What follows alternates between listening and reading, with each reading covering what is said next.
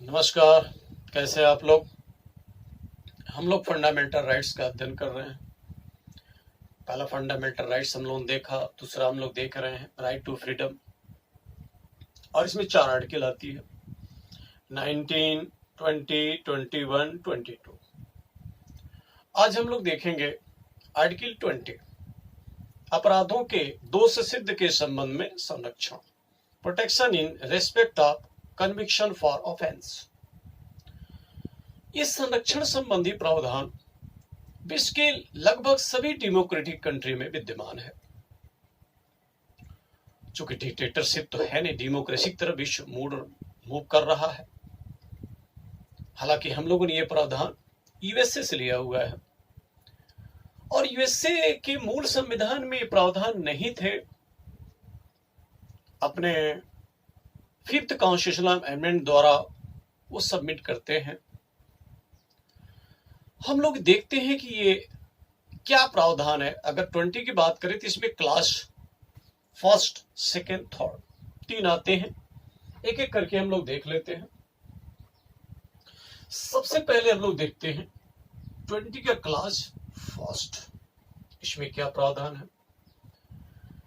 इसमें कहा गया है कि कानून भूतलक्षी, वर्तमानलक्षी, भविष्यलक्षी तीनों बनाए जा सकते हैं, परंतु भूतलक्षी ऐसा कोई कानून नहीं बनाया जा सकता कि जो उस वक्त अपराध नहीं था और आज उसको अपराधी ठहराया जाए, या भूतलक्षी ऐसा कोई कानून नहीं बनाया जा सकता कि जो सजा को बढ़ाने वाला हो।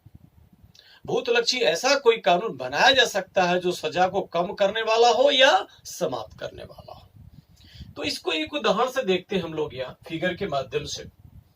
जब भी कानून बनाया जाएगा तो प्रेजेंट में ही बनाया जाएगा, यह वर्तमान। तो कहा गया कानून पास्ट के लिए यानी भूत के लिए, और प्रेजेंट के लिए, फ्यूचर के लिए, तीनों के लिए बनाए जा सकते हैं, प्रेजेंट में ही बनाए जा सकते हैं। अब यह कहा गया कि जो भूत लक्षी कानून होगा सजा को बढ़ाने वाला नहीं होगा, सजा को कम करने वाला कानून बना सकते हैं, और ऐसा भी कानून नहीं बना सकते जो उस वक्त अपराध नहीं था और आज उसे अपराधी ठहराया जाए। एग्जाम्पल से देखिए, मान लीजिए भारत की जनसंख्या संबंधी कोई कानून बनाना है, क्योंकि यहां जनसंख्या बहुत तीव्र गति से बढ़ रही है और बहुत जल्दी हम लोग चीन के पार निकल जाएंगे। जनसंख्या कानून बनाना है, मान लेते हैं 2 बच्चा या 1 बच्चा संबंधी कोई भी कानून बनाना है, तो आज की डेट में तो बना सकते हैं, लेकिन पहले के जो लोग हैं बहुत ज्यादा बच्चा पैदा कर चुके हैं, ये कानून उनके ऊपर लागू नहीं होगा, वो अपराधी नहीं माने जाएंगे। इसकी मीनिंग ये है। और इसी संदर्भ में हम लोग देखें, निर्भया का मामला भी आता है। निर्भया कांड हुआ था दिल्ली में, 2012 की घटना है। विभत्स कांड हुआ था। पूरे देश के लोग मांग कर रहे थे बलात्कारियों को फांसी दे दिया जाए, परंतु कानून में जो प्रावधान था उस हिसाब से तकनीकी दिक्कतें आ रही थी जो फांसी नहीं दी जा सकती थी। क्या दिक्कतें आ रही जरा देखिएगा। सामूहिक रेप हुआ था जिसमें 6 अभियुक्त थे उस वक्त, और उस समय कानून क्या था जिस समय निर्भया कांड हुआ कि बलात्कारी को फांसी नहीं दे सकते जब तक पीड़िता जीवित है। यह कानूनी प्रावधान था। ये बहुत बड़ी समस्या हो गई। पूरे देश में मांग उठ रही थी कि बलात्कारियों को फांसी दिया जाए। कांग्रेस का शासन था, यहां तक कि कांग्रेस के कार्यकर्ता भी आवाज उठाने लगे देश में कि बलात्कारियों को फांसी दिया जाए, परंतु फांसी नहीं दी जा सकती। हमारी जुडिशरी विद द्वारा स्थापित प्रक्रिया से क्या है, बदी है। जुडिशरी परेशान, सरकार परेशान, जितने बुद्धिजीवी वो भी परेशान, जो इसके कंसेप्ट को जानते हैं वो भी परेशान। उस लड़की को सिंगापुर भेजा गया इलाज के लिए। दुर्भाग्य है कि वहां उसकी मृत्यु हो जाती है।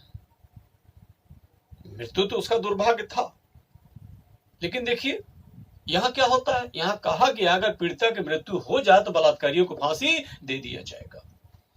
इसका मतलब होगा कि अब इन लोगों को फांसी हो जाएगी, अब दिक्कत नहीं है। लेकिन इसमें भी एक तकनीकी दिक्कत आ गई, क्या कि 6 में से एक जो था वो अल्पवयस्क निकल गया, यानी 18 साल से कम का निकल गया, तो इसको फांसी नहीं दे सकते। उसे बच गए 5, और 5 में से एक ने जेल में ही सुसाइड कर लिया था, तो 4 बच गए। तो 4 को तो फांसी दे दिया गया, लेकिन इसको फांसी नहीं दे सकते। क्यों? क्योंकि 18 वर्ष से कम का निकल गया।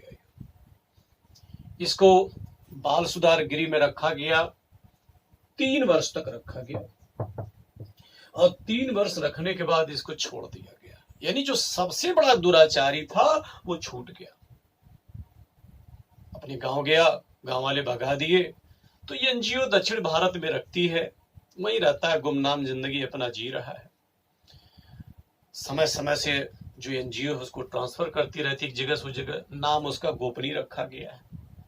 इस तरह चल रहा है। तो ये कानून की खामियां थी, तो हमारे सांसदों ने इस खामी को दूर कर दिया। कैसे दूर किया निर्भया कांड के बाद, ये देखिएगा। तो जो प्रोविजन था उस समय, जो खामियां थी उसको देखेंगे। तो सबसे पहले प्रोविजन को देखते हैं, जहां दिक्कत आई थी कैसे लोग सुधारते हैं। अगर हम लोग कानून की बात करते हैं तो 0 से लेके 6 वर्ष तक कोई बच्चा है, अगर अपराध कर दिया तो उसको सजा नहीं हो सकती, सजा से मुक्त रहेगा। हाँ, ऐसा कोई कांड कर दिया है 6 साल से कम का बच्चा, तो उसको सजा नहीं मिलेगी। हो सकता है कोई इंस्पायर किया हो तो उसको सजा मिलेगी, जो इंस्पायर किया है। अगर कोई इंस्पायर नहीं किया है, स्वतः ये किया है, तो इसको सजा नहीं मिलेगी। फिर 6 वर्ष से लेके 12 वर्ष तक, इसमें कोई बच्चा अगर अपराध करता है तो उसके लिए रखा गया है सशर्त, कंडीशनल बाल अपराध। बाल अपराध की श्रेणी में, लेकिन क्या कंडीशनल है। हो सकता है कि वो जानबूझ करके ना किया हो, बच्चे छोटे छोटे वो समझ नहीं पाते क्या अपराध है क्या नहीं है, ऐसा भी हो सकता है। तो उसको मुक्त भी किया जा सकता है, उसको बाल अपराध गृह में रखा भी जा सकता है। लेकिन 12 वर्ष से लेकर के 18 वर्ष तक यहां सशर्त नहीं, यहां अपराध किया है तो किस में आ जाएगा, बाल अपराध में आ जाएगा। इस प्रकार का प्रावधान। अगर वो 18 वर्ष से अधिक का है तो पूरी तरीके से अपराध की श्रेणी में उसको रख दिया जाएगा, बाल हट गया। ये प्रावधान था। और वो जो था लड़का जो निर्भया के साथ विभत्स कांड किया था, वो 18 साल से कम का था, इसलिए बच गया। तो इसकी खामी को दूर किया गया। ये क्या किया गया, इसमें देखिए 12 से लेकर के 16 और 16 से लेकर के 18, इसमें 2 कैटेगरी बना दी गई। इसका मतलब हुआ कि 16 तक के उम्र को भी ऐसी कोई कंडीशन मानती है तो फांसी दी जा सकती है। इसमें यह तब्दीली कर दिया गया। और क्या तब्दीली किया गया, पहले प्रावधान था कि पीड़िता की मृत्यु हो जाएगी तभी फांसी दे सकते, अब यह प्रावधान कर दिया गया अगर सामूहिक रूप से बलात्कार हुआ, पीड़िता की भले मृत्यु न हुई हो तब भी फांसी दिया जा सकता है। और क्या तब्दीली की गई कि जो 12 वर्ष से कम की बच्ची है, अगर इसके साथ रेप हुआ है, चाहे सामूहिक हुआ हो चाहे एक व्यक्ति ने किया है, तब भी फांसी दिया जा सकता है, चाहे इसकी मृत्यु हुई हो या ना हुई। तो इस प्रकार की तब्दीली कर दिया गया है। अब हम लोग चलते हैं 20 के क्लास सेकंड की तरफ। इसमें देखते हैं क्या प्रावधान है।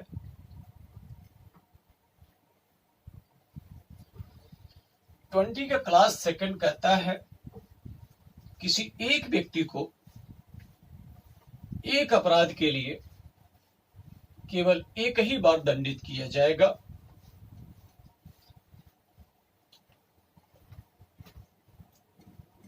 20 का सेकंड। जैसे मान लीजिए कोई व्यक्ति ए है और वो अपराध किया है तो उसको सजा मिलेगी। और ऐसा नहीं कि फिर दूसरा कोई क्या कर दिया, इसके विरुद्ध केस दायर कर दिया उसी अपराध के लिए, फिर सजा मिले, फिर कोई तीसरा दायर करते फिर सजा मिले, ऐसा नहीं हो सकता। एक व्यक्ति, एक अपराध, एक सजा, ये प्रावधान है, ये प्रोटेक्शन देता है। साथ ही थोड़ा सा हम लोग और समझ लें।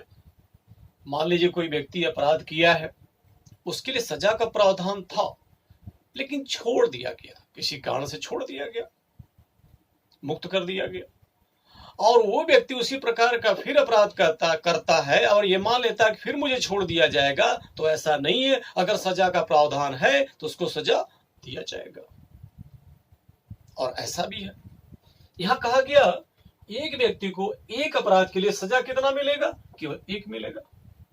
मान ले कोई सरकारी कर्मचारी है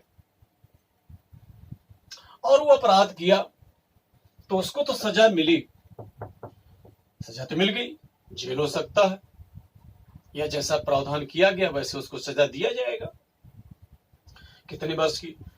अब सवाल है कि सरकारी सर्विस कर रहा है तो निश्चित रूप से किसी न किसी क्या है, वो विभाग से जुड़ा हुआ है, तो क्या विभाग उसके विरुद्ध कार्रवाई करेगी? क्या दोहरा हो जाएगा? ये दोहरा नहीं, ये सुप्रीम कोर्ट का डिसीजन है कि उसके विरुद्ध विभागीय कार्रवाई भी की जा सकती है, उसको संरक्षण नहीं मिलेगा।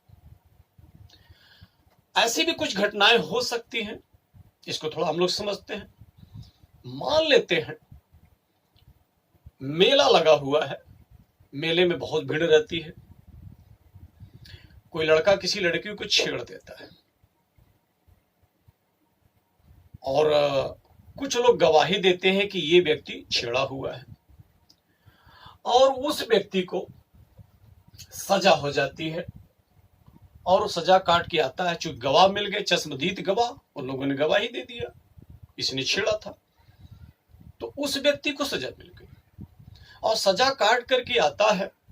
तो देखे होंगे मेले में बहुत से लोग रिकॉर्डिंग करते रहते हैं और संजोग से रिकॉर्डिंग मिल जाती है। ये वही रिकॉर्डिंग जिस वक्त छेड़ने की बात की गई थी और देखा गया ये व्यक्ति बगल में तो था परंतु इसने नहीं छेड़ा था, तो प्रमाण तो मिल गया, सजा काट के आ गया, ये छेड़ा भी नहीं था, ये जुडिशरी में पेश कर देता है, बरी तो हो जाएगा, लेकिन वो तो सजा काट चुका है, तो बरी का क्या मतलब। तो क्या कहा गया एक अपराध के लिए एक व्यक्ति को एक बार सजा दंडित नहीं किया जाएगा, तो क्या व्यक्ति जो सजा काट के आ चुका है जिस छेड़खानी के लिए, वो छेड़छाड़ कर सकता है? नहीं, वो नहीं कर सकता। तो कर क्या सकता है? कर ये सकता है कि जिन लोगों ने गवाही दिया था उनके विरुद्ध कार्रवाई के लिए अपील कर सकता है, कंपलसेशन की मांग कर सकता है, मानहानि का मुकदमा दायर कर सकता है, वो दोबारा छेड़ नहीं सकता। इस प्रकार का प्रावधान है। अब हम लोग चलते हैं 20 के क्लास 3 की तरफ। इसमें यह कहा गया है किसी व्यक्ति को स्वयं अपने विरुद्ध गवाही देने के लिए बाध्य नहीं किया जाएगा। कई बार देखा गया है पुलिस वाले पीट पीट करके जबरदस्ती गवाही दिलवाते हैं, बताओ तुमने चोरी किया, ये किया, वो किया। जुडिशरी में मान्य नहीं है पुलिस की गवाही, और जो पुलिस के सामने कबूला गया वो भी मान्य नहीं है, क्योंकि कानूनविद जानते थे किस प्रकार की दिक्कत आ सकती है। हालांकि अब का जो पुलिस विभाग आ रहा है काफी तक सुलझा हुआ है, पहले के तो काफी फ्रस्ट्रेट हुआ करते थे, लेकिन अब काफी हद तक सुलझे हुए हैं, समझदार भी हैं, सोशल मीडिया भी आ गई है, मीडिया भी आ गई है, बहुत ज्यादा परिवर्तन हो चुका है। अब यहां पर हम लोग देखेंगे कि जो कहा गया कि किसी व्यक्ति को स्वयं अपने विरुद्ध गवाही देने के लिए बाध्य नहीं किया जाएगा,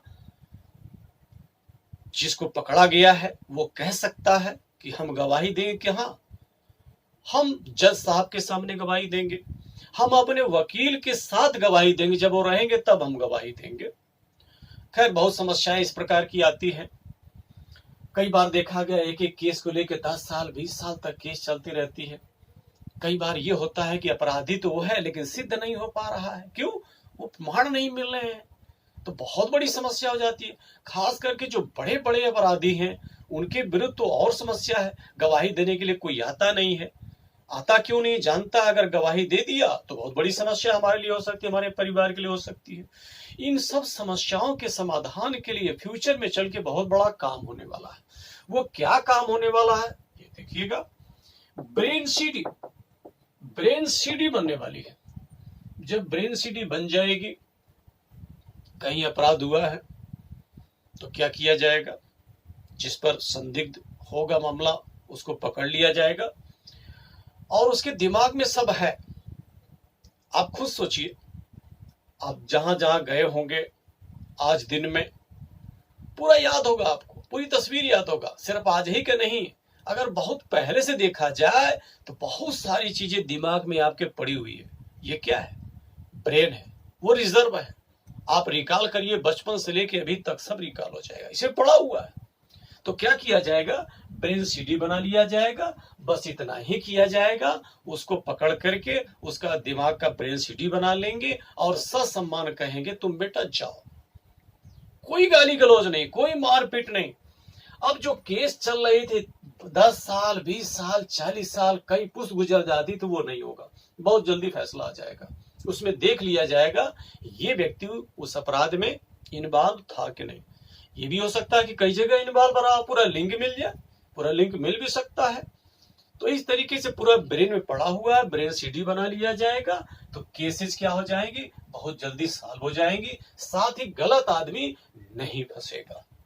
ब्रेन सीडी का दुरुपयोग भी हो सकता है, कहां कहां हो सकता है जाने दीजिए, उस पर हम लोग चर्चा नहीं करेंगे। ये देखिए इस प्रकार से प्रावधान है।